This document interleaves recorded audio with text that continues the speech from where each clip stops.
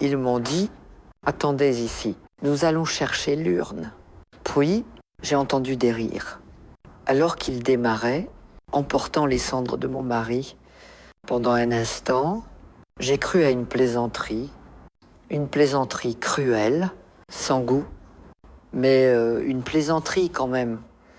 Mes mains restaient croisées sur mes genoux, mon sac posé soigneusement à côté, l'odeur du hall du crématorium encore accrochée à mon manteau. J'étais habillée correctement. Laine bleue marine, une broche de perles, celle que Georges m'avait offerte pour nos 40 ans de mariage. J'avais même mis des gants, bien que le froid ne soit pas mordant. Mais ce jour-là semblait exiger des gants. J'ai attendu 5 minutes, puis 10. Le parking restait vide, sauf pour les oiseaux grattants près de la benne, et un gobelet de café froissé, roulant au gré du vent. À un moment, je suis sortie de la voiture, regardant vers le bâtiment, personne. La réceptionniste à l'intérieur a levé les yeux, m'a souri faiblement, puis est retournée à ses papiers. Elle pensait que j'attendais quelqu'un. C'était le cas. J'ai vérifié mon téléphone. Pas d'appel manqué, pas de message. Juste le fond d'écran. Georges et moi en Bretagne, ébouriffés par le vent, bronzés, souriant sans raison particulière. C'était il y a 5 ans. Avant que ses poumons ne le trahissent, la crémation avait eu lieu ce matin. Simple. Trop simple. Ma fille, Élise. Ah, dites, papa n'aurait pas voulu de chichi. Et son mari Thierry a acquiescé. Il s'était occupé des arrangements, choisi l'urne, sélectionné la musique, une chanson populaire française que Georges détestait, mais on ne m'avait rien demandé. J'avais hoché la tête quand on me l'avait annoncé, pas consulté, pas incluse, juste hoché la tête. Je suis retournée dans la voiture, attendant encore 10 minutes, puis, lentement, lourdement, comme un brouillard s'installant derrière les yeux, y est complice. Il ne reviendrait pas. Pas aujourd'hui. Peut être jamais. Les rires, je ne les avais pas imaginés. Je les avais entendus juste au moment où le moteur démarrait, pas bruyant, pas hystérique, juste amusé, les gâches, comme si tout cela n'était rien, comme si l'urne qu'ils emportaient n'était pas mon mari de 52 ans, mais un sac de courses qu'ils avaient pensé à prendre. Je n'ai pas pleuré, pas tout de suite. Je suis restée assise, mon manteau boutonné, mes chaussures impeccables, mon sac droit. J'avais toujours fait attention à ma posture, des années à entendre qu'il fallait être présentable, élégante, gracieuse. Mais à l'intérieur, quelque chose commençait à se défaire, pas comme un fil, non, plutôt comme une couture qui se déchire le long d'une vieille ligne, celle qu'on ne remarque pas, jusqu'à ce que la manche entière commence à tomber. Quand j'ai enfin démarré la voiture, rentrer chez moi semblait incorrect. Cette maison, notre maison, était aussi celle de Georges, et il n'y reviendrait pas même dans une urne. Ils avaient pris cela comme tout ce qu'ils avaient discrètement revendiqué depuis le mois où il était tombé malade. C'était l'idée d'Élise qu'il garde les documents. On s'occupera des affaires d'héritage. Maman, tu ne devrais pas t'inquiéter. Je l'avais laissé faire. Après tout, n'était-ce pas le rôle des enfants? Soulager le fardeau, maintenance. Je ne savais plus quel fardeau j'avais transmis et lequel ils avaient créé. J'ai fait 2 fois le tour du quartier avant de rentrer. Les clés tremblaient dans le contact, pas à cause du froid, mais parce que mes mains ne savaient plus quoi faire. La colère n'était pas une sensation familière. La déception Oui, la tristesse souvent, mais c'est pas ça. C'était un feu en brûleur basse. N'était. La maison était silencieuse. Bien sûr, personne à l'intérieur. Pas de plat cuisiné, pas de voisins passant dire bonjour. Juste le tic-tac discret de l'horloge de la cuisine et le craquement des lames du plancher que j'avais prévu de faire réparer il y a des années. Genre, j'aurais su comment les réparer.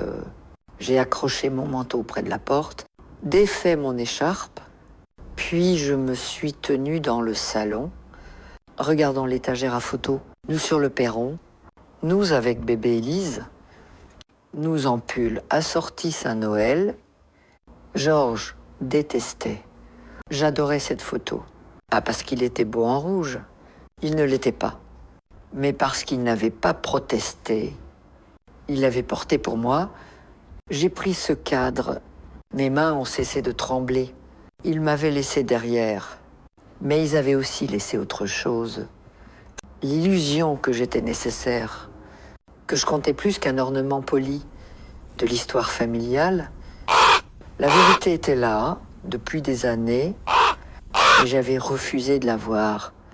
Elle était dans les appels téléphoniques, bref, les anniversaires manqués, les décisions prises sans moi.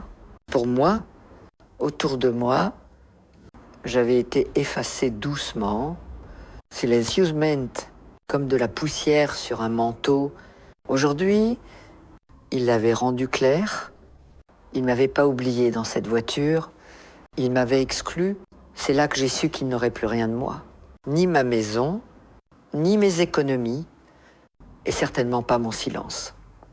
Plus maintenant, en entrant dans la cuisine, la lumière était trop vive. J'avais laissé les stores relevés ce matin, pensant que le soleil pourrait aider. Ça n'a pas aidé.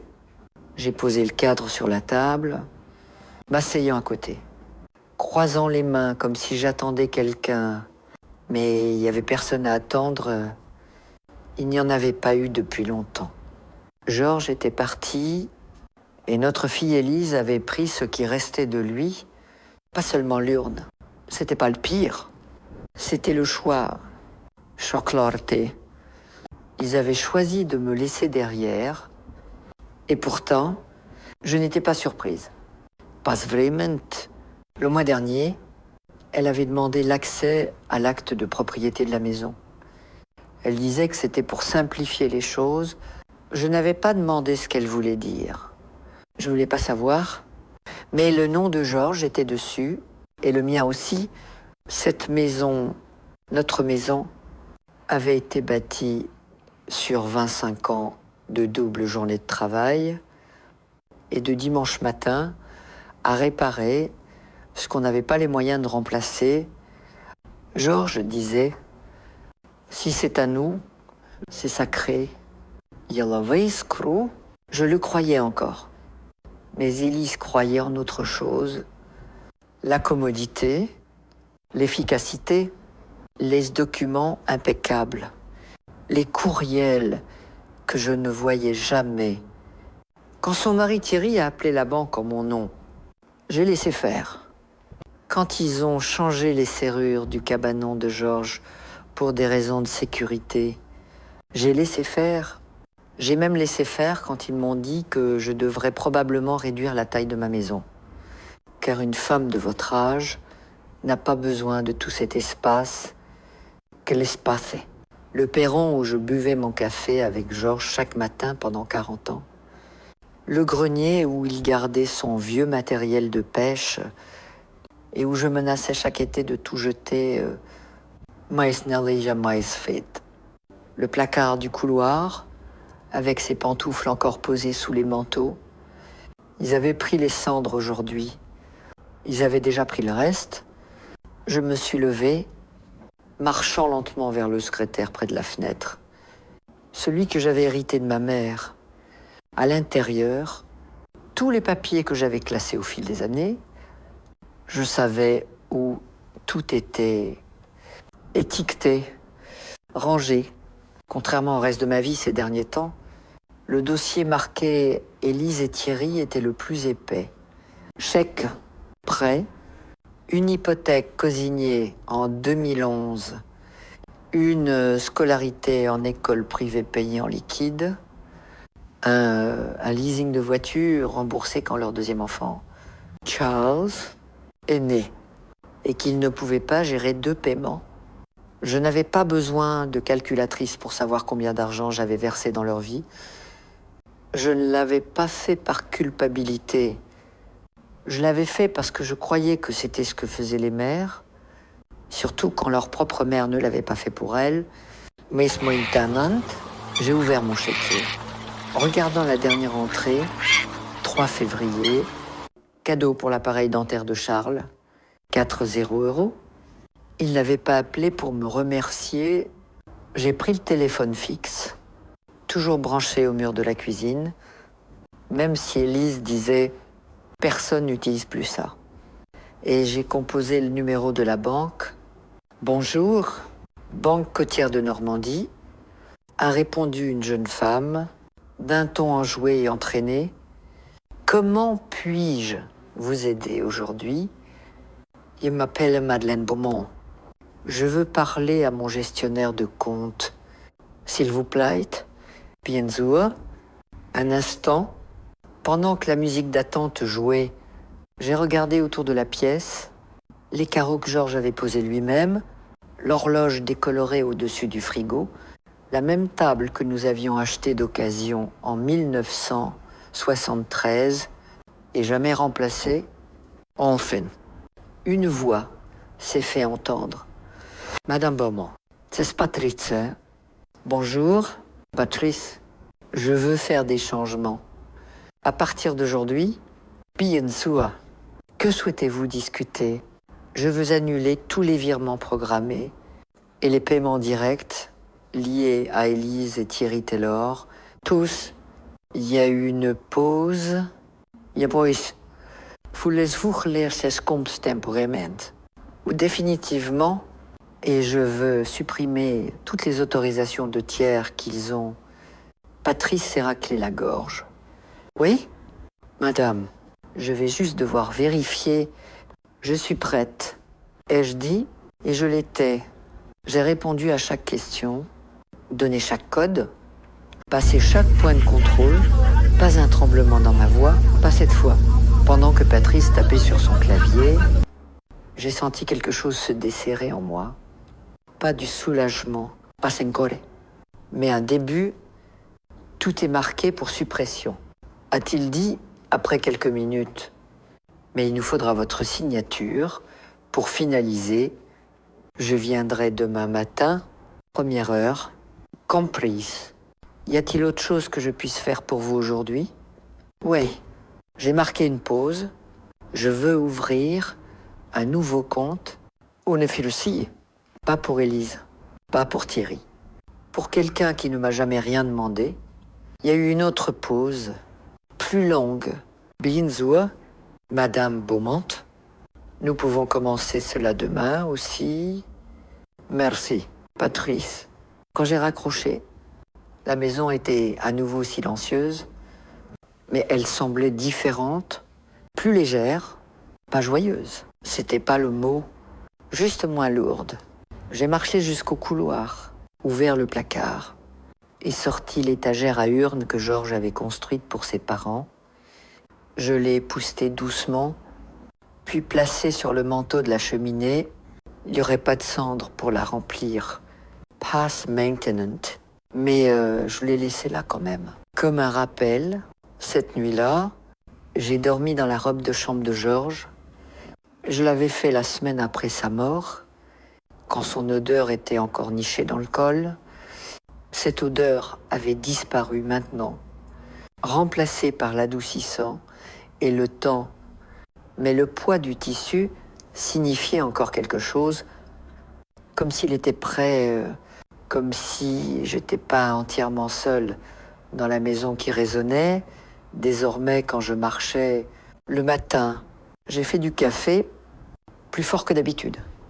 Et je me suis assise à la table de la cuisine avec un bloc-notes jaune. Je ne savais pas exactement ce que j'allais écrire.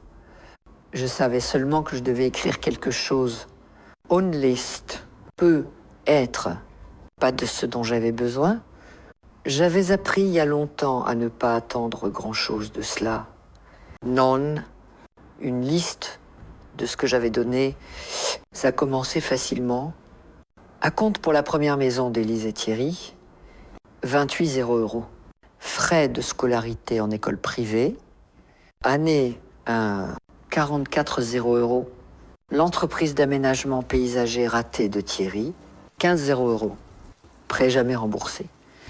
L'appareil dentaire de Charles, le camp d'été de Margot, 3 années de suite, leur nouveau frigo, dernier Noël.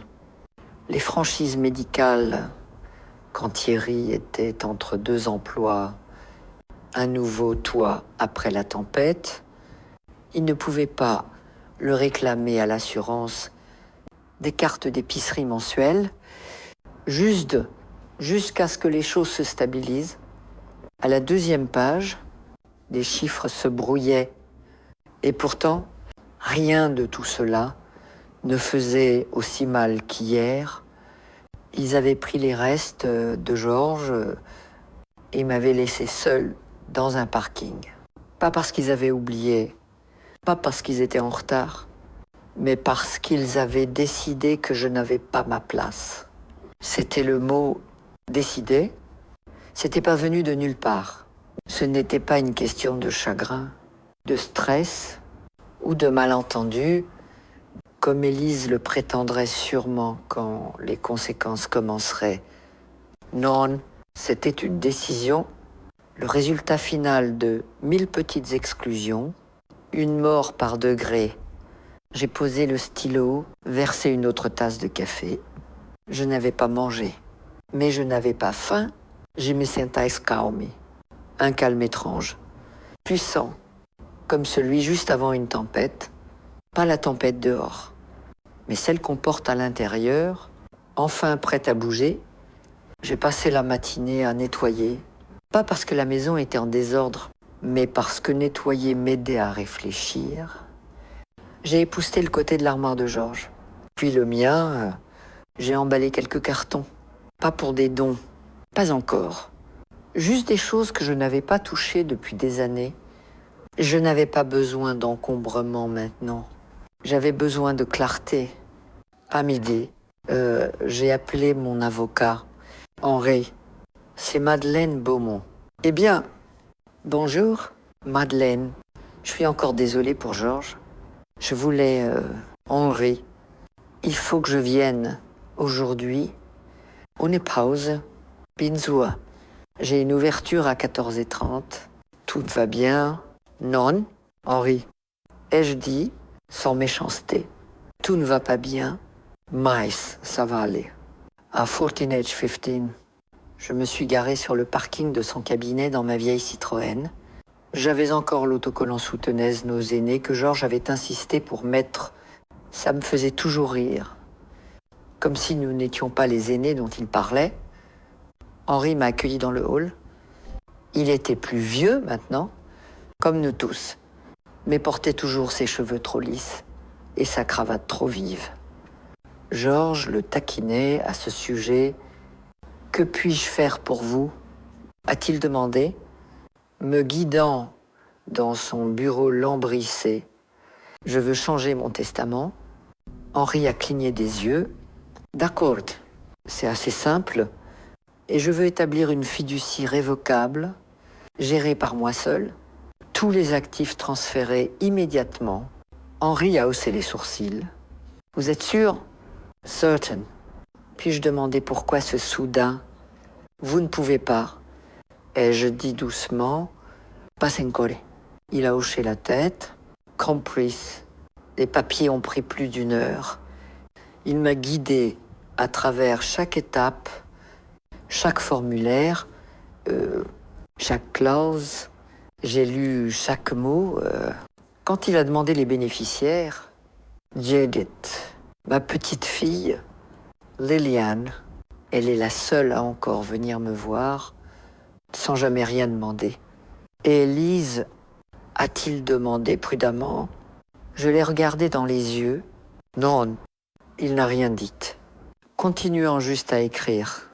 Quand tout fut signé, scanné et classé, je me suis levé pour partir. J'aurais besoin de copies envoyées par courrier, ai-je dit, et une conservée ici, mais pas de divulgation. Pasencore. Binzo, a-t-elle dit. Vous me direz quand je le ferai. De retour chez moi, je me suis assise sur le perron avec un verre d'eau. Le vent se levait, les nuages se déplaçaient. Mon corps me faisait mal, comme d'habitude, les genoux, les épaules. Quelque chose dans le bas du dos, mais à l'intérieur. Je me sentais centré, comme si quelque chose s'était remis en place après des années d'être légèrement décalé. 16 age 43, Élise a appelé. Je n'ai pas répondu. Elle a rappelé à 16h47. Pus un texto. Salut. Maman. Désolé. Hi. C'était chaotique. Pouvons-nous passer ce soir? J'ai regardé le message. Puis les marches du perron. Georges n'avait jamais eu le temps de les repeindre. Puis, de nouveau, le message. J'ai éteint le téléphone, le posant à côté de moi. Les calmes revenu. Et je l'ai accueilli le lendemain matin. Le silence avait changé.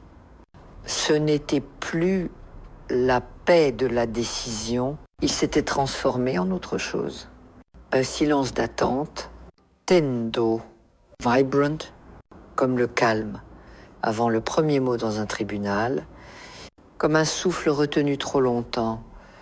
Il viendrait aujourd'hui, je le sentais, il ne laisserait pas les choses sans réponse. Pas quand il y avait de l'argent en jeu. J'ai préparé du café, fait griller du pain, pas parce que j'en avais envie, mais parce que le rituel calmait les mains. J'ai plié le torchon exactement comme Georges le faisait, en 3, puis en 2. Il est accroché à la poignée du four. Il se moquait de moi pour être si ordonné, mais il était pareil.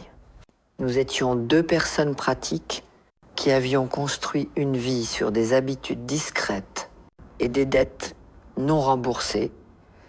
Et pendant 52 ans, cela avait suffi.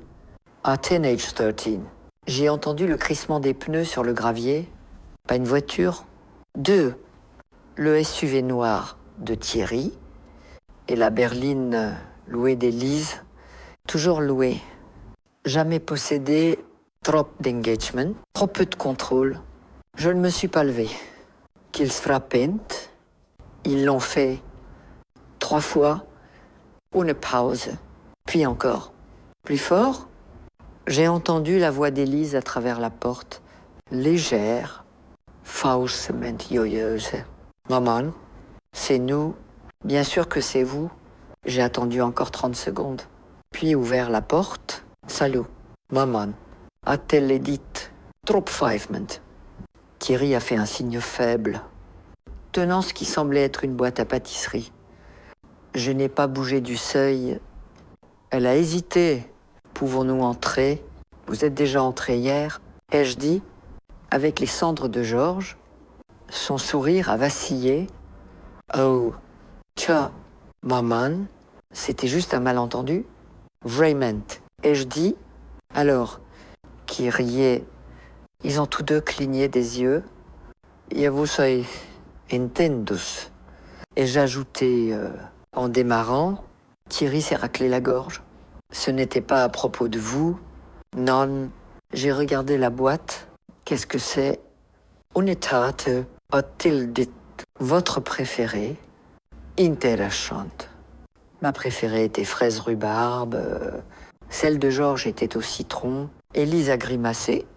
Maman, nous ne sommes pas là pour nous disputer. Bien, ai-je dit, m'écartant. Alors, ne le faites pas. Ils sont entrés maladroitement. Restant près du couloir, je ne les ai pas invités plus loin. Élise a pris une inspiration. Écoute, je sais que tu es contrarié, mais Siar, eh bien, tout allait si vite. Thierry avait une conférence téléphonique et Charles avait un match de foot. Et vous êtes parti avec les cendres de mon mari.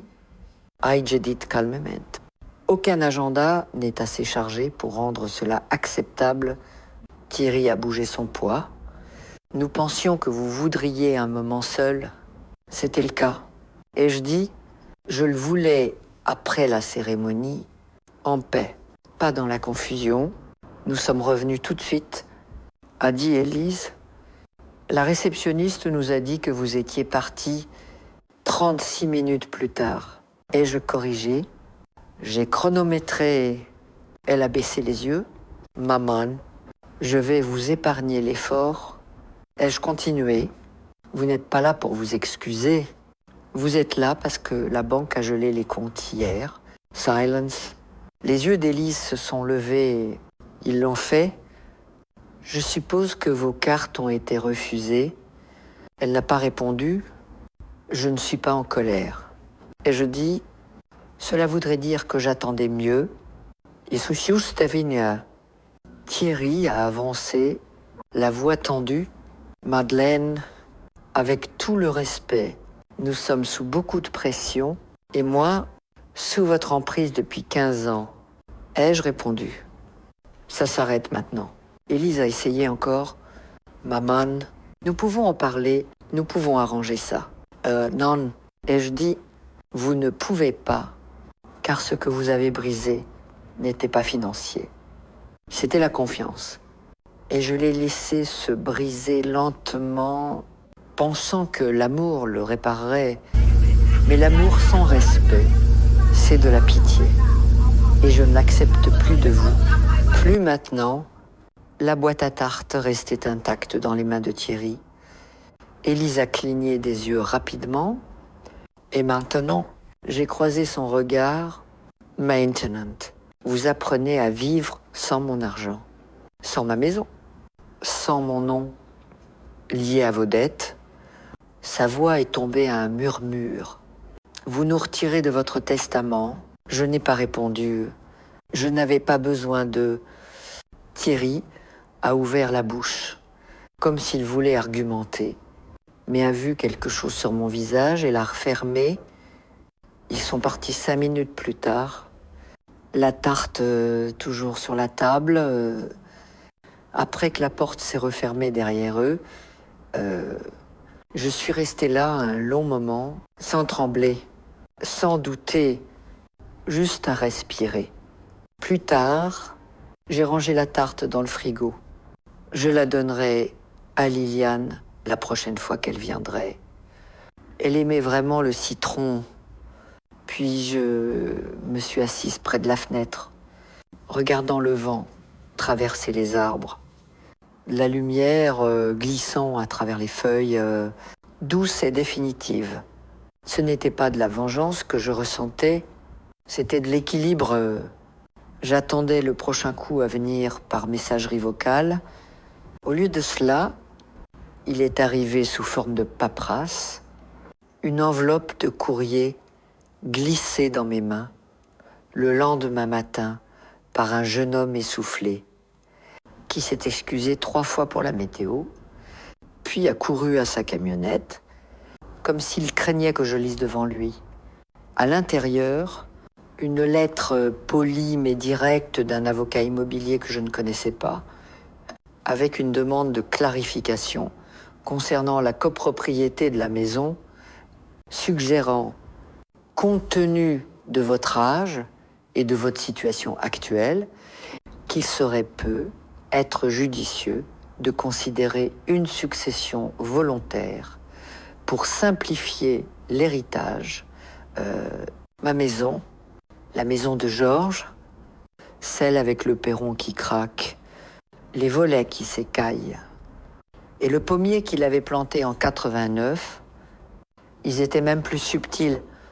J'ai plié la lettre, les remise dans son enveloppe et les posé doucement sur le bord du comptoir de la cuisine. comme un insecte mort que je ne voulais plus toucher. Puis je suis montée à l'étage. Là, dans le couloir, j'ai sorti la boîte marquée acte. Testament, titre, Georges gardait tout. Il n'avait jamais fait confiance au registre numérique. Si le courant est coupé, le papier tient toujours, disait-il. La maison a été achetée en 1966, hypothèque payée en 1993, divisée équitablement entre Georges et moi, pas de transfert, pas de fiducie, pas de clause donnant à Élise ou à quiconque le droit de poser des questions à ce sujet. J'ai souri, puis j'ai sorti le bloc-notes jaune, ajoutant une nouvelle ligne à la liste, tentative de réclamation sur la résidence, ça ne dort pas. Réponse en attente, je ne les ai pas appelés, qu'ils se posent des questions.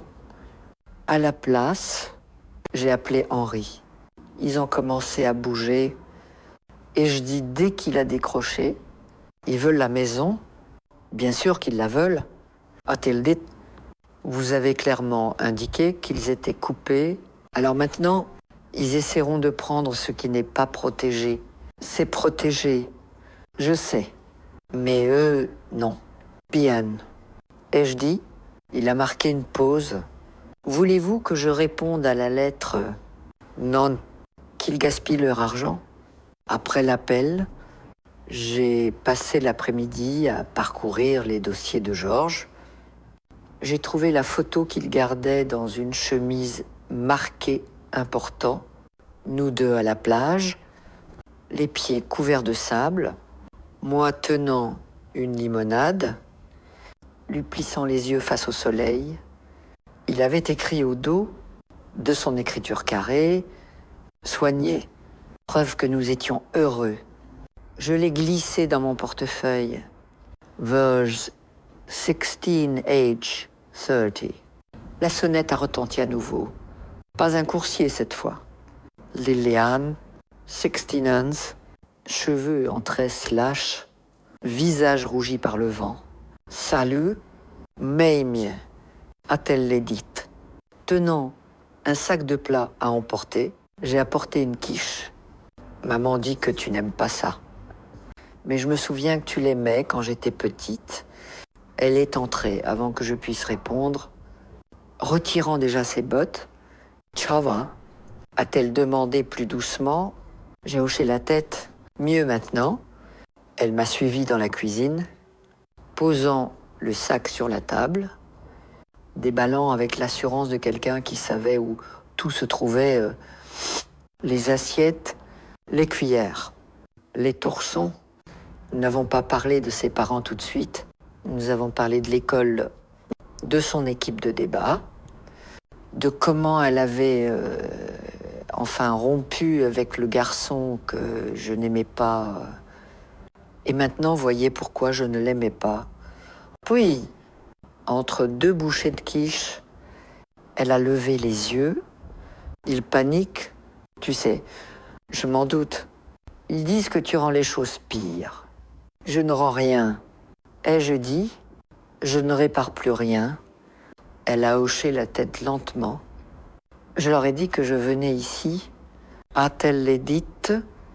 Papa a dit que c'était une mauvaise idée. Raymond, je suis venu quand même. Tcha, c'était clair. Elle a posé sa fourchette.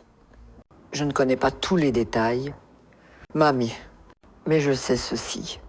Tu n'as jamais demandé grand-chose. Tu étais juste là, silenciose, mais toujours là. Et maintenant, ils sont en colère. Parce que tu ne l'es plus. J'ai senti mes yeux piquer, mais je ne les ai pas laissés se brouiller. Tu ne leur dois aucune explication. A-t-elle ajouté, tu ne leur dois rien. J'ai tendu la main à travers la table, prenant la sienne. Tu es la seule à comprendre ça. Et je dis, alors, laisse-moi aider. Elle est revenue le lendemain, et le surlendemain, elle m'a aidé avec les courses, a nettoyé le grenier sans qu'on le lui demande, a fait du thé, a posé des questions sur Georges, pas sur le testament, pas sur la fiducie, mais sur l'homme. C'è di manche. Je lui ai donné la tarte du frigo. Elle a ri quand je lui ai dit pour qui elle était destinée. Il se trompe même sur les desserts. A-t-elle dit. Plus tard ce soir-là, j'ai vu une photo sur ses réseaux sociaux, elle tenant une part avec la légende Justice Citron. J'ai pas commenté, je n'avais pas besoin de... La fille savait exactement ce qu'elle faisait et pour qui elle le faisait. La lettre n'est pas restée sans réponse longtemps. Le jeudi, une autre enveloppe est arrivée. Même coursier, même expression d'excuse. Cette fois, le ton à l'intérieur était différent. Plus ferme, plus urgent, moins poli. Elle mentionnait des droits légaux, une attitude non coopérative et mon préféré, un échec à s'engager dans des discussions responsables sur l'héritage. Je l'ai lu une fois, puis à nouveau à voix haute, car parfois entendre les absurdités leur donne leur juste poids. Échec à s'engager. Après toutes ces années de dîner du dimanche, de gâteaux d'anniversaire faits maison, de nuits blanches à veiller sur des petits-enfants malades, de loyers payés en silence, de primes d'assurance couvertes avec un sourire. J'échouais maintenant à m'engager. L'audace aurait été risible si elle n'avait pas été si prévisible. Je ne les ai pas appelés, j'ai pas répondu. J'ai appelé Henri. Ils ont intensifié. Ai-je dit? Il a ri naturellement. C'est ainsi que se comporte l'arrogance. Ça passe de la suggestion à l'exigence quand on l'ignore. Pouvons-nous faire en sorte que ça fasse mal? Ai-je demandé? Il a marqué une pause, ne s'attendant pas à cette question dans ma voix. Je veux dire legalment. Et j'ajoutais sèchement, pouvons-nous leur faire comprendre à quel point ils ont peu de terrain? Nous pouvons, a-t-elle dit, voulez-vous que je rédige une réponse? Pas à eux. Et je dis à Liliane, pardon, je veux officialiser la fiducia, la maison, tout, je veux que tout soit transféré immédiatement, géré en son nom sous votre supervision. Henri est resté silencieux un instant, puis Madeleine, c'est un pas sérieux. Tout comme les voir partir avec les cendres de mon mari. Il n'a plus posé de questions, disant simplement « Je commence aujourd'hui, cette nuit-là, j'ai trouvé la vieille radio de Georges et je l'ai réglée sur sa station de jazz préférée. La réception grésillait, mais je l'ai laissée allumée. J'ai laissé les notes de saxophone remplir la pièce, comblant toutes les parties de moi qui étaient restées creuses pendant des semaines. Peut être des années. J'ai cuisiné un dîner complet pour moi. Pas de faible en sodium, pas de lait écrémé, pas d'adaptation au régime des autres. Juste du poulet rôti, des pommes de terre écrasées, des petits pois au beurre. J'ai même fait une sauce maison. J'ai mangé à la table de la cuisine, à la lueur des bougies. Georges aurait ri, trouvé ça dramatique, puis se serait joint à moi. Il ne croyait pas au boudeur. « C'est was ruminer » faisant une soupe, disait-il. Après le dîner, je me suis assise et j'ai écrit une lettre à Liliane, pas une légale. Henri s'en occuperait, une vraie à l'encre de ma main. Je lui ai raconté la première fois que j'ai rencontré Georges. Comment il était nerveux, prétendant savoir danser la valse, comment il m'a marché sur le pied 3 fois et a quand même obtenu un deuxième rendez-vous. Je lui ai raconté comment nous avons acheté la maison, comment le toit fuyait pendant 1 an avant qu'on puisse le réparer. comment Georges avait construit la clôture avec du bois récupéré, peint chaque planche à la main, et écrit mon nom dedans avec des fleurs blanches. Je lui ai dit que rien n'était parfait, mais que tout était réel, et maintenant, ce serait à elle, pas parce que j'avais besoin que quelqu'un se souvienne de moi, mais parce que j'avais besoin que quelqu'un porte ce qui comptait, quelqu'un qui comprenait que ce qu'on construit de ses mains vaut plus que ce qu'on hérite de son nom. Le lendemain matin, j'ai posté la lettre avant de pouvoir me raviser. Puis j'ai pris rendez-vous à la banque, juste une mise à jour des signataires, et je dis à Patrice, le gestionnaire, pour boucler les dernières choses, il a jeté un œil au document faxé par Henri. Tout semble en ordre, a-t-elle dit, puis a hésité. Vous êtes sûr que c'est ce que vous voulez? Je suis sûr. Ai-je dit à Mehdi? C'était fait. Je suis sorti de la banque et me suis assis sur un banc en face. Regen d'Andrine en particulier. Juste sentir le vent sur mon visage, le soleil sur mes mains et le pouls étrange et calme de quelque chose que je n'avais pas ressenti depuis des années. Le contrôle, ça ne m'a pas rendue puissante, ça m'a rendue entière. Liliane est venue l'après-midi suivant, les joues rougies par le froid, sa tresse un peu plus lâche que d'habitude. J'ai reçuta la lettre, a-t-elle dit, la tenant dans ses mains, comme si elle était fragile. Je l'ai lue 3 fois. J'ai hoché la tête et j'ai pleuré. A-t-elle dit simplement, à la partie sur la clôture, les fleurs et la soupe, tu as toujours préféré les histoires aux jouets. Et je dis, même quand tu étais petite, elle s'est assise en face de moi, posant la lettre doucement sur la table. Pourquoi moi? Mamie. Je n'ai pas fait semblant de ne pas comprendre. Je l'ai juste regardée. Tu sais pourquoi? Et je dis, elle a secoué la tête, sans détourner le regard. Mais je n'ai rien fait. Exactement. Et je dis, tu n'as jamais rien fait contre moi. Tu n'as jamais esprit, tu n'as jamais attendu. Tu es juste venu. Elle a baissé les yeux. Ils vont me détester pour ça. Je sais. Et je dis, mais pas plus qu'ils ne me détestent déjà de ne pas pouvoir me contrôler. Liliane n'a pas souri. C'était pas le genre à être suffisante. Elle a juste croisé ses mains et a demandé « Que dois-je faire avec quoi? Tout ça, la fiducia, la maison, tout, tu en prends soin. » Et je dis « Pas parce que ça a de la valeur, mais parce que ça compte.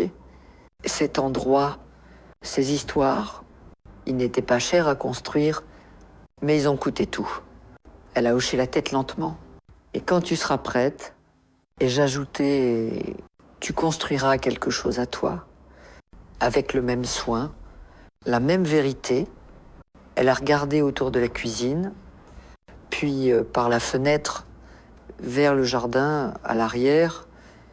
Les rosiers de Georges étaient devenus des branches, nus et têtus contre le gel. Tu penses que je suis prête? Tu ne me poserais pas la question si tu ne l'étais pas. Nous sommes restés assis en silence un moment, sirotant du thé. Liliane avait apporté des biscuits au gingembre cette fois, pas trop sucrés. Le genre que j'aimais le plus, ils vont s'en prendre à moi. A-t-elle dit finalement, pas seulement à toi, à moi, ils le font déjà.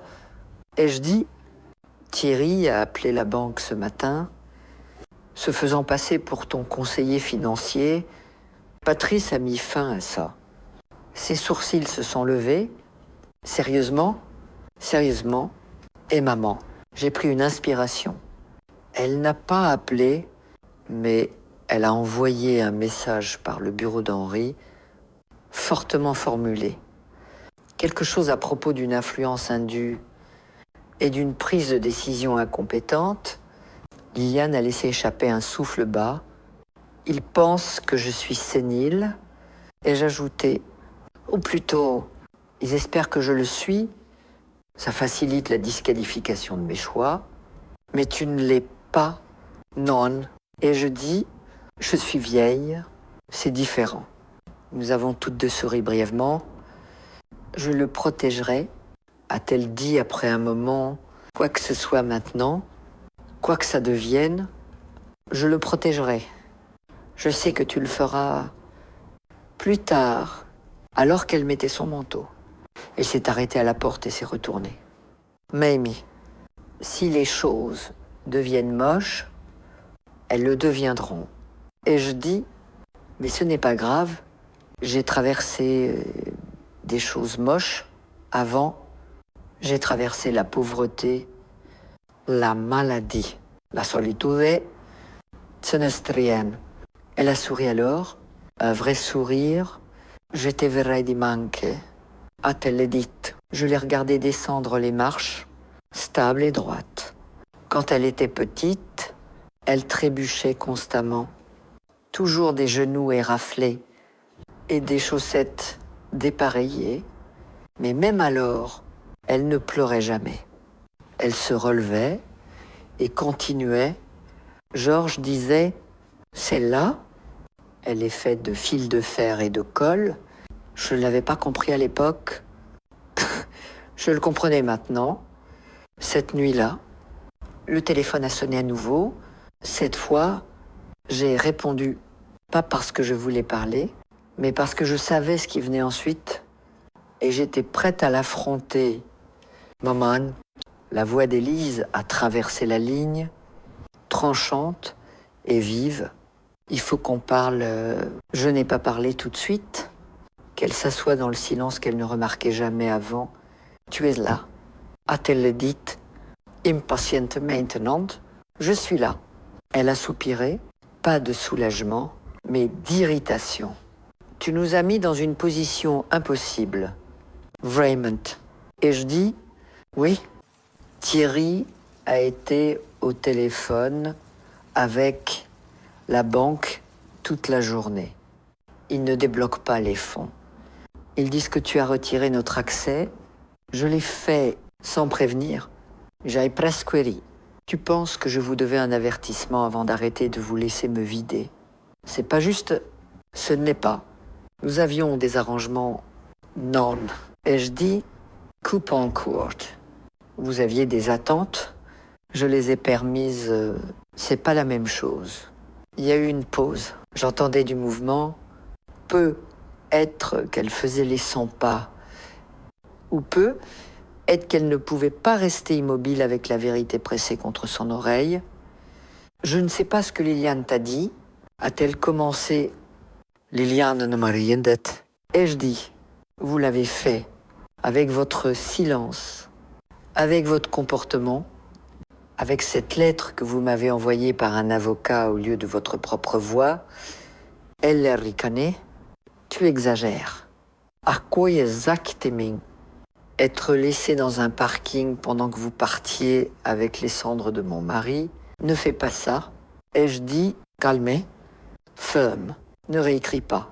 Le silence s'est étiré encore. Mais maintenant, il était fragile. Je ne sais pas ce que tu essaies de prouver. A-t-elle dit? Rien. Alors pourquoi tout ce drame? Nous couperait tout donner à Liliane. Parce que j'ai enfin remembered qui je suis. Et je dis, et qui vous êtes devenu, ce n'est pas une réponse, c'est la seule que tu auras. J'entendais sa respiration changer. Le rythme n'était plus contrôlé. Nous avons pris soin de toi, a-t-elle dit soudain, la voix tremblante de colère. Après la mort de papa, c'est nous qui avons tout géré. L'héritage, les factures, la crémation. Tu ne voulais pas t'en occuper. Vous ne m'avez pas laissé faire. Ce n'est pas vrai. Vous m'avez dit que j'étais fragile, que je devais me reposer, que Georges ne voudrait pas que je me stresse. Il ne l'aurait pas voulu. A-t-elle rétorqué. Il n'aurait pas non plus voulu que ses cendres soient emportées sur la banquette arrière, comme une commande à emporter. Ne sois pas cruel. J'ai marqué un silence un instant. J'ai passé les 10 dernières années à faire attention à ne pas être cruel, et je dis, ça ne vous a pas rendu plus gentil. Ça vous a juste rendu plus audacieux. Tu as retourné Liliane contre nous. Non, vous l'avez fait. C'est juste une enfant. Elle a 16 ans. Et elle a plus de dignité que vous deux réunis. La ligne est redevenue silencieuse. Alors, elle le regrettera, a dit Élise. Tu la mets au milieu de quelque chose qu'elle ne comprend pas. Non. Et je dis, la voix basse maintenant, c'est vous qui l'y avez mise. Je lui donnais juste une porte de sortie. Il y a eu un clic. Elle avait raccroché. Je suis resté là un moment. La tonalité bourdonnait à mon oreille avant que je repose doucement le téléphone sur son socle. Le soleil commençait à se coucher, projetant de longues ombres dans le salon. Le fauteuil de Georges semblait attendre quelqu'un. Pendant un instant, j'ai cru l'entendre. Pas sa voix exactement, juste le souvenir de celle-ci. Jess Cha, dire non. M'avait-il dit un jour après que j'avais quitté une réunion de parents d'élèves en larmes. Ça ne fait mal qu'aux gens trop habitués à entendre. Oui, il avait raison. Élise n'était pas blessée. Elle était surprise. Et les gens surpris ripostent. Pas parce qu'ils se sentent trahis, mais parce que leur emprise a glissé. Je me suis levée, j'ai pris un verre d'eau et regardé les premières étoiles percer le ciel. Ils reviendraient avec des supplications ou des menaces, peu importe.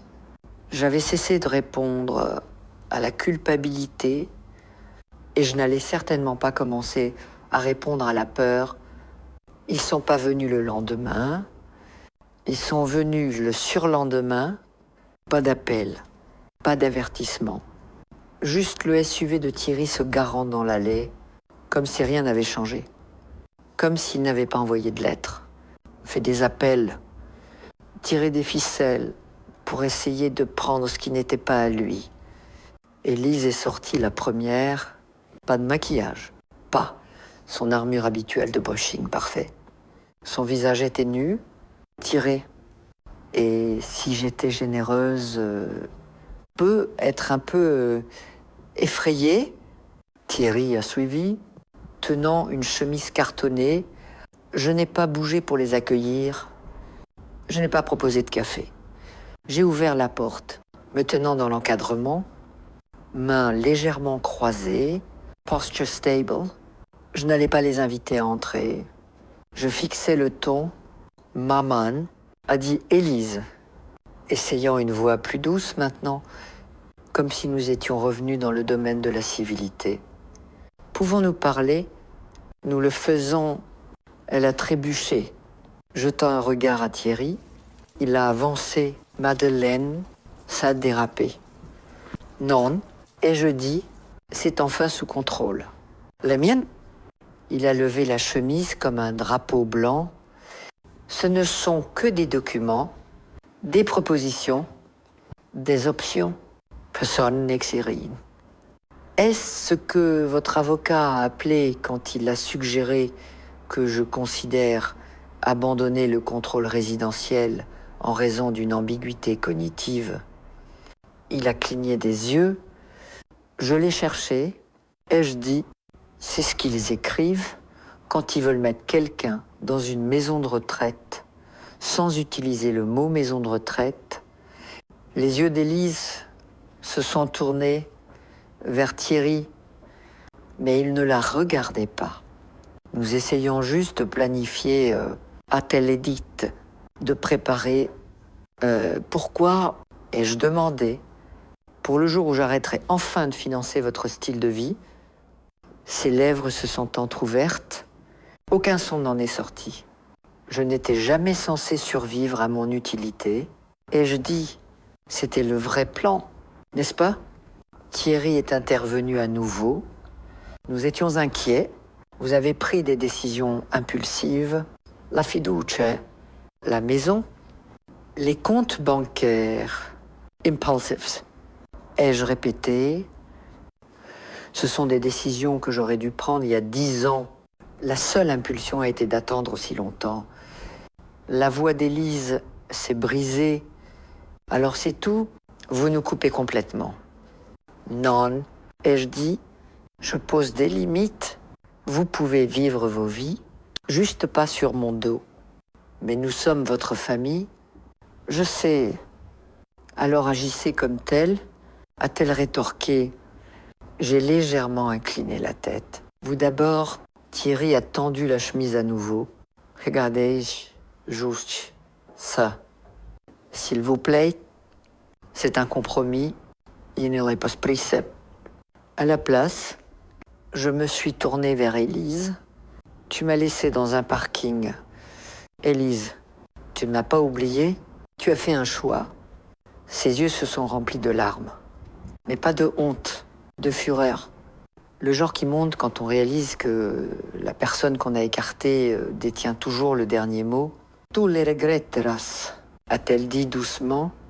Je regrette déjà ce qui est venu avant. Ils sont restés là encore quelques secondes. Et quand il était clair que je n'allais pas changer d'avis ou prendre la chemise, ils se sont tournés et sont partis. Pas de crise, pas de coup final, juste le silence. Alors qu'ils s'éloignaient, je ne me sentais pas victorieuse. Je me sentais solide. Après leur départ, j'ai fait un tour dans le jardin. Les outils de Georges pendaient encore au clou, rouillés sous le perron. Ses gants de jardinage étaient raides avec l'âge, mais je ne pouvais pas les jeter. J'ai passé mes doigts sur le manche en bois de sa bêche. Il disait toujours, on n'arrache pas les mauvaises herbes une seule fois. Il faut vérifier quelques jours plus tard. Elles aiment revenir. Ce n'était pas fini. Mais il savait maintenant. Le terrain avait changé. Cette nuit-là, j'ai ouvert le coffre au pied du lit. Il n'avait pas été touché depuis des années. Pas depuis que Georges était tombé malade. Et que les jours ont commencé à se brouiller avec les chaises d'hôpital, les alarmes de médicaments et les refus silencieux de parler de l'inévitable. Le coffre contenait les os de notre vie, vieux relevés fiscaux, garantis pour des appareils que nous ne possédions plus, reçus jaunis par le temps, mais sous ces couches, il y avait les choses qui respiraient encore. Un paquet de lettres attaché avec une ficelle de cuisine, les miennes à Georges pendant son déploiement en 66, et les siennes à moi, pliées soigneusement, son écriture précise et lente. Il disait toujours que les lettres étaient sa façon de dire ce qu'il ne pouvait pas dire à haute voix. J'ai défait la ficelle, pas pour les lire, mais pour les tenir. Il y avait une autre chemise au fond du coffre, cartonnée, comme celle que Thierry avait tenue plus tôt, mais plus lourde, pas de papier, de poids, un poids émotionnel. À l'intérieur, le dernier testament que Georges et moi avions mis à jour ensemble, signé il y a 7 ans, notarié, examiné 2 fois par Henri. À l'époque, cela semblait simple. Divisé équitablement, legs, modeste aux petits-enfants, le reste à Élise, notre seul enfant. Georges avait insisté. Elle fera ce qu'il faut, disait-il. Il y avait screw aussi. À l'époque, les gens ne sont pas statiques et changeants. Parfois, ils se Parfois, ils se calcifient en quelque chose qu'on ne reconnaît plus. J'avais observé le changement lentement. Après la mort de Georges, Élise a pris les rênes. Au début, doucement, puis avec une emprise croissante, elle voulait bien faire, me disais-je. Elle est débordée, elle est en deuil aussi, mais le chagrin n'efface pas la gentillesse, il teste juste ses limites. Au fil des années, elle a commencé à parler pour moi chez le médecin. À la banque, c'est juste plus simple, disait-elle, moins déroutant pour tout le monde. Au début, je l'ai laissé faire, j'étais fatigué. Et quelle importance! C'était ma fille. Mais ensuite sont venues les coupures plus profondes, les silencieuses, les réunions de famille, dont je n'étais pas informée, car nous pensions que vous seriez trop fatigué, les décisions prises dans des textos de groupe, dont j'étais pas incluse. La fête d'anniversaire, où j'étais placée à l'extrémité de la table, à côté du porte-manteau et d'un tout petit hurlant. Yénia Savos, et j'ai tout enduré jusqu'à ce que les cendres de Georges partent dans une voiture où je n'étais pas la bienvenue. C'était la ligne. Certaines lignes n'ont pas besoin d'être tracées. Elles sont gravées. Maintenance. J'ai sorti le testament. Les déplier et fixer nos signaturis. Il lui faisait confiance. Et moi aussi. Mais la confiance, une fois fissurée, ne guérit pas comme la peau. Elle durcit comme de la porcelaine et la cassure se voit toujours. J'ai replié le document, l'ai remis dans le coffre et éteint la lumière. Le matin, j'ai appelé Henri. Il faut révoquer officiellement le testament précédent. Ai-je dit immédiatement. J'ai déjà commencé à tel dit. Votre fiducie le remplace, mais nous déposerons les nouveaux documents dès la première heure. Assurez-vous qu'Élise reçoive une copie. Vous êtes sûr de vouloir faire ça maintenant? Oui, ai-je dit. Elle mérite de savoir exactement où elle en est. Plus tard, ce jour-là, j'ai ouvert le coffre derrière le miroir du couloir et sorti l'acte original de la maison. L'écriture de Georges était dans les marges, notes sur la ligne de propriété. Le chauffe-eau, quand la cheminée avait été nettoyée pour la dernière fois, c'était pas juste une maison. C'était une preuve d'effort, de tempe, de qui nous étions avant que tout devienne commodité et raccourci. J'ai tout scanné et envoyé à Henri des copies de secours, toujours des copies de secours, à midi. J'ai préparé une salade de thon comme Georges l'aimait, avec plus de cornichons, pas de céleri. Je l'ai mangé à la table où nous nous asseyions, où Liliane me rejoignait parfois maintenant.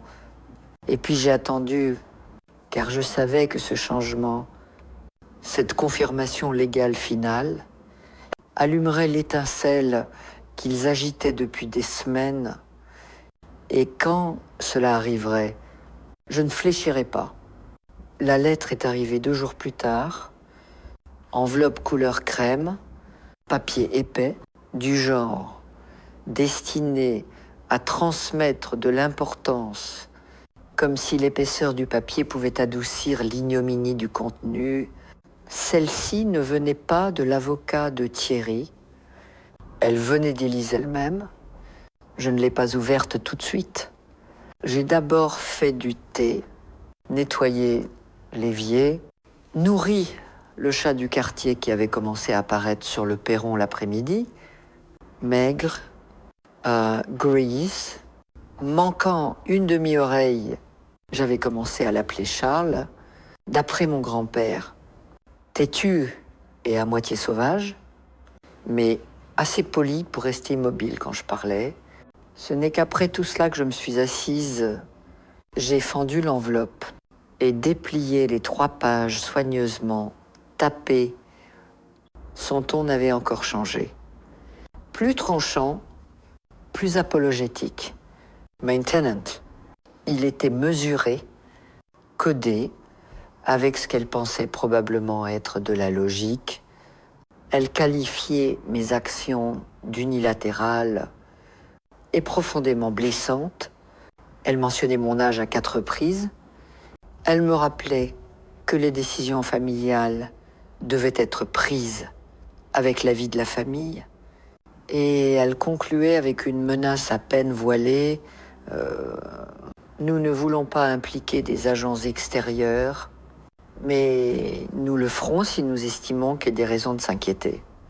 Raison de s'inquiéter, j'ai plié la lettre lentement, l'ai posée sur la table et fixé la fenêtre. Georges avait dit un jour, plus tu dis non à quelqu'un, plus ils sont convaincus que tu ne comprends pas la question. Élise ne pensait pas qu'on lui avait refusé quelque chose. Elle pensait que je faisais une erreur qui devait être corrigée, correction par la force, si nécessaire. Ah, 14 age, 15. J'ai appelé Henri, j'ai reçu une lettre, et je dis, il n'a pas demandé ce qu'elle disait. Voulez-vous répondre non? Ai-je dit, mais je veux agir. Je lui ai tout raconté. Les tentatives de remettre en question ma capacité, la menace voilée de tutelle, l'implication que j'étais indûment influencée. Et Liliane a-t-il demandé? Elle va bien. Ils ne l'ont pas encore approchée. Il a marqué une pause. Nous pouvons rendre cela hermétique. Blindé. Une fiducie sous supervision légale conjointe avec des clauses qui s'activent en cas de tentative de contestation. Oui, et je dis, faites-le. Quand j'ai raccroché, je ne me sentais pas effrayé, je me sentais terminé de prétendre que c'était un malentendu, terminé d'espérer qu'Élise reviendrait à elle, terminé d'attendre que la fille que je connaissais revienne. Elle était partie, pas morte, a disparu, juste transformée en quelqu'un qui mesurait l'amour en actif et la loyauté en contrôle. Et c'était pas quelqu'un que je pouvais sauver. Plus tard, Liliane est passée. Elle m'a trouvé dans le jardin, taillant ce qui restait du buisson de lavande. Elle s'est assise à côté de moi dans l'herbe, essuyant les feuilles sèches de son gant. « Maman dit que tu es imprudente », a-t-elle dit doucement. Je n'ai pas levé les yeux. Elle l'a écrit aussi. Elle essaie de rallier des gens. Tante Marthe, oncle Daniel, disent que tu n'es pas bien, disent que je suis trop jeune pour savoir ce qui se passe. Et toi, que dis-tu? Liliane n'a pas hésité. Je dis que je ne suis pas confuse. Et toi non plus. J'ai souri, même si ça n'atteignait pas tout à fait mes yeux. Je n'ai jamais voulu que ce soit une bataille. Et je dis, je sais, a-t-elle répondu. Mais tu ne l'as pas commencé. Tu es juste la première à ne pas avoir reculé. Nous avons fini en silence. Toutes les deux agenouillées dans le jardin, les mains dans la terre, taillant ce qui était mort pour faire place à ce qui pourrait pousser à nouveau. Après son départ, je suis rentré à la maison et j'ai placé la lettre d'Élise dans la boîte ignifugée où je gardais mon passeport, les papiers de démobilisation de Georges et maintenant les nouveaux documents de fiducie, preuve de ce que j'étais devenu, de ce que j'avais refusé de laisser continuer et de ce qu'aucune lettre, aucun avocat ne pourrait jamais défaire. Fin mars, le sol commençait à dégeler. L'herbe gardait encore des plaques de givre à l'ombre, mais l'air sentait différent. Plus doux, plus terreux. Georges disait toujours qu'on pouvait sentir le printemps arriver, pas par la température, mais par l'odeur du sol qui se réveillait.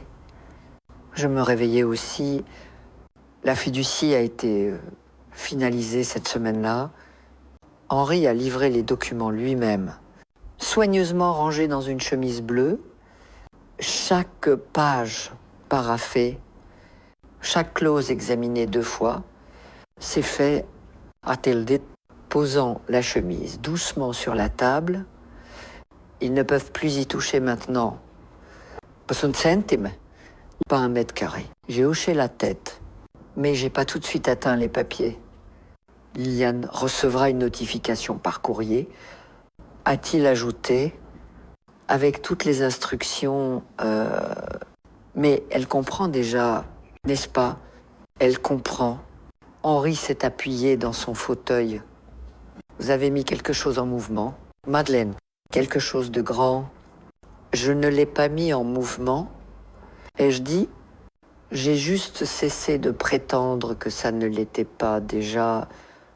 Il a donné un petit sourire respectueux, pas le genre condescendant qu'on donne aux femmes âgées quand elles utilisent des mots comme pouvoir ou plan. Un vrai respect, comme s'il voyait enfin ce qui avait toujours été là. Après son départ, j'ai placé la chemise dans le coffre à côté des affaires de Georges. Plus tard cet après-midi, je suis parti en ville. Pas pour des courses, pas pour l'épicerie, pour autre chose. Je me suis garé près du tribunal et j'ai marché 2 pâtés de maison jusqu'au petit bâtiment au volet vert avec une plaque devant « Centre communautaire Beaumont » en mémoire de Georges Beaumont. Le centre était son idée il y a des années, quand il faisait du bénévolat au refuge local, disant que les enfants avaient besoin de plus que de la soupe et des sermons. Ils ont besoin d'espace, et de quelque chose à leur nom. J'avais ri à l'époque. Quel nom? Le tien, il avait souri. Pourquoi pas? Ils s'en souviendront mieux que Dupont. À l'époque, nous n'avions pas l'argent. Et puis, quand nous l'avions, Georges est tombé malade. Et le plan est resté dans une chemise intact, maintenant. Il ne resterait plus. J'ai rencontré la directrice, une femme aimable nommée Hélène, qui m'a serré dans ses bras sans demander et a pleuré quand je lui ai remis la vie de don. C'est tout, a-t-elle dit, la voix brisée. C'est plus que ce que nous espérions. J'ai hoché la tête. Il aurait voulu que ce soit discret, rien d'ostentatoire. Nous garderons son nom petit sur l'enseigne. Et les enfants, ils auront des livres, des ordinateurs, des repas, des programmes après l'école, tout. Je ne suis pas restée longtemps. Je n'en avais pas besoin. Le retour à la voiture semblait plus léger, pas parce que j'avais fait quelque chose de noble, mais parce que j'avais enfin fait quelque chose de réel. Quelque chose qui ne pouvait être tordu, pris ou effacé. Quand je suis rentrée, Liliane était déjà là, assise sur les marches du perron. Un livre sur les genoux, elle a levé les yeux. Où étais-tu à mettre le nom de ton grand-père, là où il devait être? Elle a souri. Et tout est-ce sur quelque chose qui mérite d'être souvenu. Nous sommes entrés. J'ai fait du thé. Elle m'a parlé de ces finales de débat à venir. J'ai demandé quel était le sujet. La justice réparatrice. A-t-elle dit si c'est efficace? Si ça durait. Est-ce que c'est le cas? Ai-je demandé? Elle a réfléchi un instant. Seulement quand les gens cessent de prétendre que le mal n'a jamais eu lieu, j'ai hoché la tête. Alors tu gagneras. Cette nuit-là, j'ai allumé une seule bougie sur le manteau de la cheminée. Pas des photos, pas de prières, pas de grands gestes, juste de la lumière, douce et stable, une petite marque ferme dans l'obscurité. Le coup suivant est arrivé juste après-midi, un mercredi. Pas un coursier cette fois, pas Thierry, pas Élise. C'était Margot, la plus jeune, la sœur de Liliane. Elle avait 17 ans maintenant. Bien que je me souvenais d'elle avec des couettes et de la confiture de fraises sur les joues, riant pour tout et rien, elle se tenait sur le perron, les bras croisés, les yeux ombragés, une inquiétude qui n'appartenait pas à quelqu'un de son âge. Puis-je entrer ? A-t-elle demandé. J'ai fait un pas de côté sans un mot. Elle est entrée lentement, regardant autour, comme si elle visitait un endroit qu'elle se souvenait à peine. Elle s'est assise à la table de la cuisine, la même chaise que Liliane choisissait toujours. J'ai versé du thé, bien qu'elle n'ait pas demandé. Je ne suis pas censée être ici. A-t-elle dit enfin? Qui t'a dit ça? Papa. Il a dit que tu étais dangereuse maintenant. J'ai presque souri. Le suis-je? Elle m'a regardé, vraiment regardé.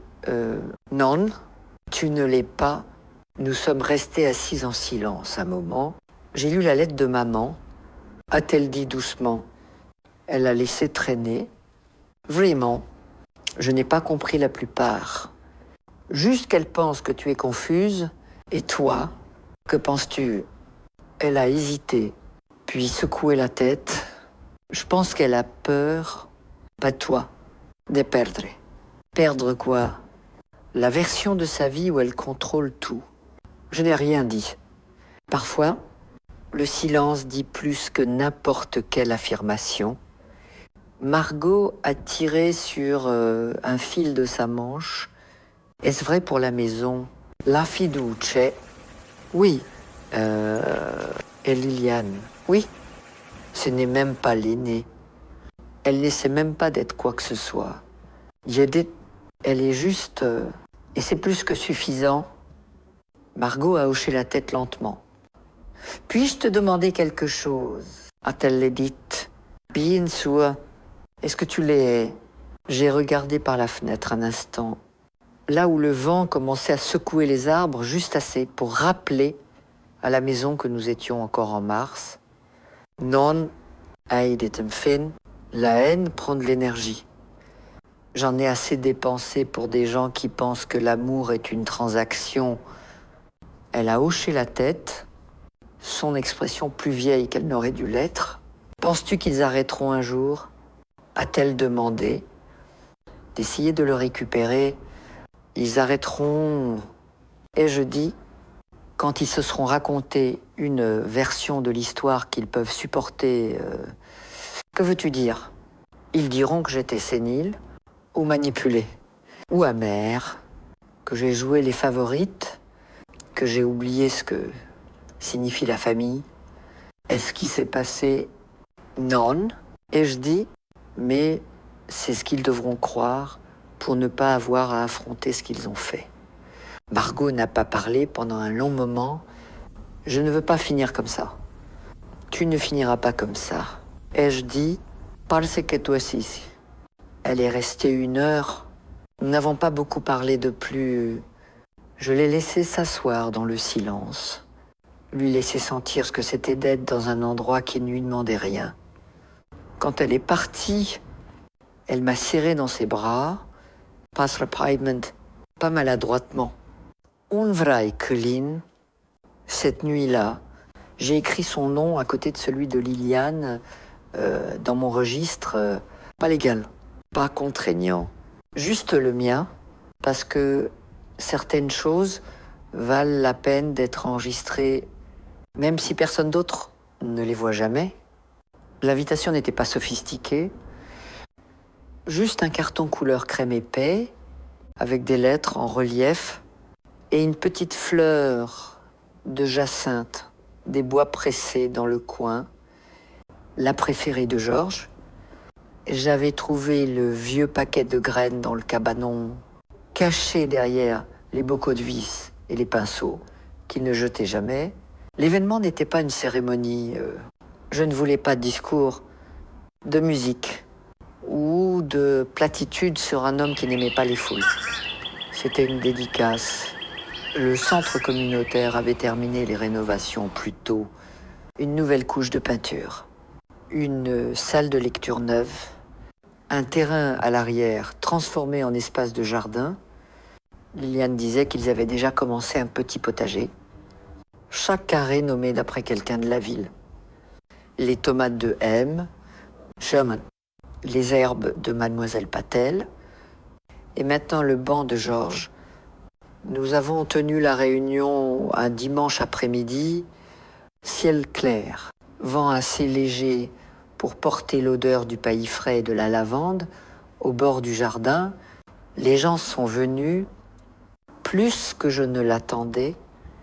Certains étaient des enfants qui se souvenaient de Georges Desjours au refuge. Certains étaient des gens qui l'avaient aidé discrètement, réparant un robinet qui fuyait, changeant un pneu, livrant des courses sans qu'on le lui demande. Je n'ai pas fait de discours, Hélène l'a fait. Elle se tenait près de la porte du jardin et a parlé d'un homme qui donnait discrètement, qui n'avait jamais besoin d'une scène, qui disait « Si vous voyez un besoin et que vous avez des mains, la question est déjà répondue. » Les gens hochaient la tête. Certains essuyaient leurs yeux. Liliane se tenait à côté de moi, pas endimanchée, pas timide, juste présente. Stable, Margot est venue aussi. Elle se tenait à l'écart, les bras croisés comme un bouclier, mais ses yeux ne me quittaient pas. Élise et Thierry ne sont pas venus, ni Charles. Je ne m'attendais pas à ce qu'ils viennent. Après la cérémonie, les gens ont erré dans le bâtiment, touché les nouvelles tables, feuilleté les livres donnés. Je suis resté près du banc, simple, en bois, pas de plaque, juste une petite gravure le long du dossier, construit par des mains qui n'ont jamais cessé d'essayer. Georges ne se souciait pas des grands héritages. Il voulait juste que les choses fonctionnent, qu'elles tiennent. Je me suis assise sur le banc un moment, regardant les enfants se courir. Après, autour des bacs de plantation, l'un d'eux a trébuché. Ri s'est écorché le genou et a continué à courir. Liliane s'est assise à côté de moi, silencieuse, comme toujours. Après un moment, elle a dit qu'il serait fier. Je pense qu'il demanderait juste pourquoi nous n'avons pas utilisé de bois moins cher. Elle a ri. Savais-tu qu'il a aidé la mère de mon ami à réparer sa balançoire de perron une fois? Elle a dit qu'il avait apporté ses propres outils et n'est même pas resté pour une limonade. J'ai hoché la tête. Ça lui ressemble. Nous sommes restés assises un peu plus longtemps. Puis Liliane a fouillé dans son sac. Et on a sorti une chemise. Je voulais que tu vois ça. The Dance. Des photos du jardin. Une copie du calendrier des activités. Une liste des nouveaux programmes lancés le mois prochain. Unye Page a attiré mon attention. Bourse Jeunesse Beaumont, en mémoire de Georges Beaumont, pour les étudiants poursuivant des métiers manuels, des soins aux aînés ou le service communautaire. J'ai cligné des yeux. C'est toi qui as eu cette idée. Et je demandais, passez au lit. A-t-elle les dites, My Zoé? Il aurait aimé ça beaucoup. Je sais, les gens ont commencé à partir. Quelqu'un m'a tendu une assiette en carton avec une demi-part de tarte au citron. J'ai pensé que vous voudriez la dernière. Ont-ils dit? Je l'ai regardé. Sorry. Elle est passée à Liliane. Vas-y. Et je dis, la justice a meilleur goût la deuxième fois. Elle est Harry. Pris une bouchée et nous sommes restés là. Personne n'avait besoin de le dire. Mais ça flottait entre nous quand même. Il était parti, mais ce qu'il avait construit et ce en quoi il croyait ne l'était pas. Et maintenant, ça ne le serait jamais. Je ne m'attendais pas à ce que la dernière confrontation arrive en personne. Mais c'est ce qui s'est passé. Une semaine après la dédicace, un mardi matin doux avec de la pluie, j'ai entendu la grille grincer. Je l'avais laissée entr'ouverte, probably. Mais par instinct, quelque chose en moi savait que l'histoire n'était pas complètement close. C'était Élise. Pas de chemise cette fois, pas de mari. Juste elle, debout sous un petit parapluie bleu, paraissant plus mince que dans mon souvenir, plus petite, comme si le temps avait commencé à la replier sur les bords. J'ai ouvert la porte, mais je ne suis pas sortie. Puis-je entrer? A-t-elle demandé? Puis hoché la tête. Nous nous sommes assises dans la cuisine. J'ai versé du thé, elle n'a pas touché le sien. Pendant un long moment, aucune de nous n'a parlé, puis, doucement, elle l'a dite. Tu l'as vraiment fait. J'ai hoché la tête une fois. Tu lui as tout donné, pas tout. Et je dis, juste ce qui comptait. Elle a baissé les yeux sur ses mains. Je ne suis pas là pour le réclamer. Je sais. Je ne sais plus qui je suis. J'ai étudié son visage. Les rides qui s'étaient approfondies depuis Noël. La façon dont ses épaules se voûtaient maintenant, comme quelqu'un qui s'attend à être réprimandé. Tu n'es pas une méchante. Et je dis, tu es juste quelqu'un qui a cessé d'écouter. Elle a levé les yeux. Ses yeux étaient humides. Pourquoi ne m'as-tu pas dit plus tôt? Avant que ça n'aille si loin, j'ai essayé. Et je dis, mais tu étais toujours occupée. Toujours à parler pour moi, pas à moi. Elle a détourné le regard. Je pensais aider, a-t-elle murmuré. Je sais. L'horloge tic-tac dehors. La pluie tapait doucement contre les fenêtres. Je ne demande pas le pardon. A-t-elle dit? Bien. Ai-je répondu, car ce n'est pas quelque chose que je distribue comme des biscuits avec le thé. Elle a presque souri. Presque. Mais je suis désolée. A-t-elle dit? J'ai laissé ces mots flotter entre nous, non parce que je doutais d'eux, mais parce que je voulais qu'elle ressente le poids de ce qui suivrait. Je ne change pas la fiducie. Et je dis, cette partie de l'histoire est close. Elle a hoché la tête. Je sais, mais si tu veux écrire un nouveau chapitre, pas avec de l'argent, pas avec des revendications, juste avec la vérité, alors la porte est ouverte, pas grande ouverte.